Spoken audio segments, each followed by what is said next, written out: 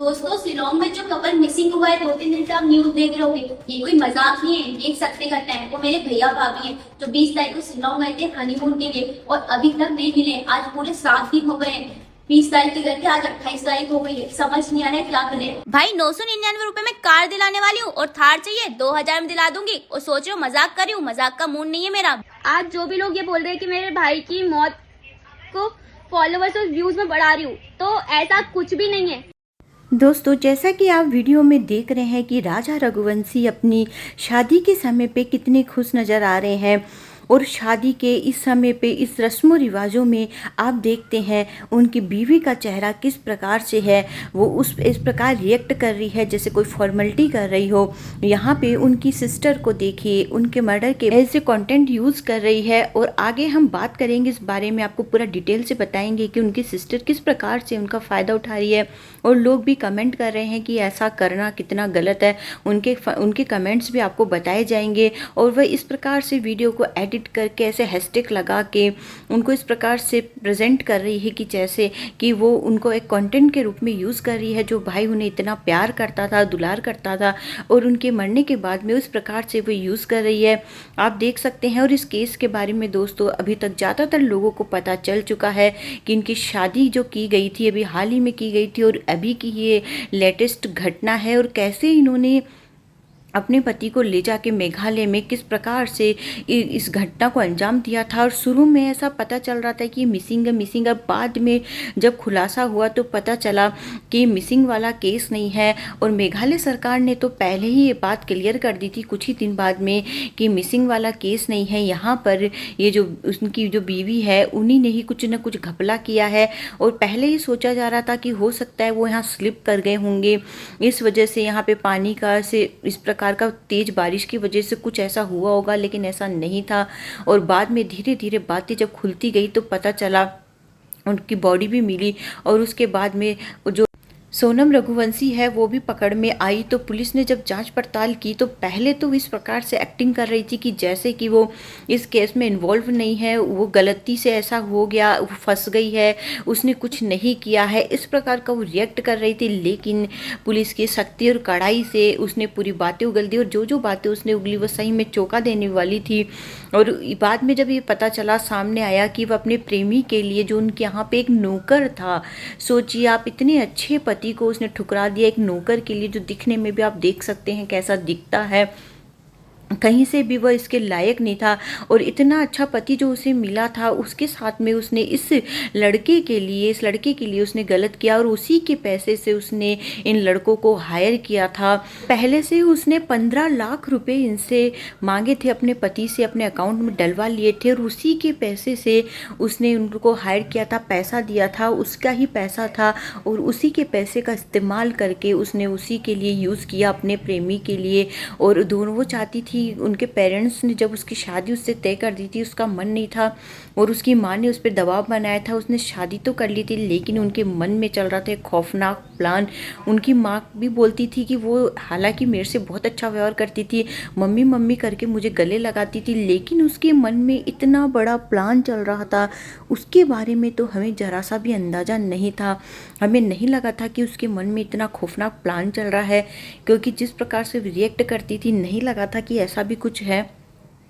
और फिर बाद में जब बातें खुलती है, ये सब नज़र आता है, सामने आता है, तो पता चलता है कि इसका पहले से ही प्लान था। इन्होंने पहले से प्लानिंग कर रखी थी, पूरा काम प्लानिंग से किया गया था। और उसमें सोनम और ये जो राज नाम का लड़का, इन दोनों ने मिलकर ये प्लान बनाया था। और ये प्लान इन्होंने इतना खतरनाक बनाया था कि आखिर में एक मासूम इंसान की इसने जान ले ली। और जो उसका पति था वो इसे बहुत ही ज़्यादा प्यार करता था। एक बार बोलते ही इसने 15 लाख रुपए बिना पूछे उसके खाते में डाल दिए थे, एक बार भी नहीं पूछा। और यहाँ तक कि गोल्ड की ज्वेलरी भी वह पहन के गई थी, तो पति ने एक बार भी इस पे भी शक नहीं किया कि वह ऐसी जगह पे गोल्ड की ज्वेलरी क्यों पहन के जा रही है। और उनकी सिस्टर को देखिए, वो उनको कंटेंट के रूप में यूज़ कर रही थी। आप उनके इंस्टाग्राम अकाउंट पे जाके देखेंगे तो उनकी सारी रील्स है वो बाकायदा एडिट करके शादी की रील्स डाल रही थी। और उनमें ऐसा रिएक्ट कर रही थी कि वह बहुत बेचारी है, वो अपने भाई के लिए बहुत दुखी है। लेकिन वो जिस प्रकार से रील्स पोस्ट कर रही थी और उसके बाद में उन्होंने ब्रांड प्रमोशन भी किया था। यदि उन्हें अपने भाई का इतना दुख था तो उन्हें ब्रांड प्रमोशन नहीं करना था। ये देख सकते हैं आप, हैशटैग वगैरह ऐसे यूज़ कर रही थी। कहीं से भी नहीं लग रहा था कि उनकी बहन को इतना ज़्यादा दुख है। वो तो इससे लग रहा था कि मौके का फ़ायदा उठा के अपने फॉलोअर्स बढ़ा रही थी, अपने कंटेंट को इम्प्रूव कर रही थी। और अपने जो भाई उसे इतना राज दुलारी करके रखता था, इतना प्यार करता था, यहाँ देखिए ब्रांड प्रमोशन कर रही है वो।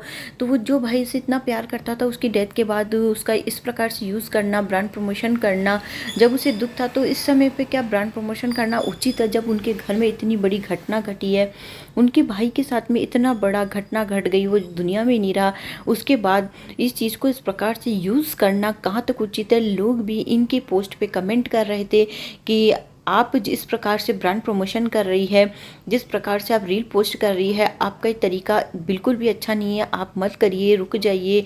ऐसा करके लोग कर रहे थे कि आप में इमोशंस नहीं है, इस प्रकार से इतने कमेंट इनको किए जा रहे थे।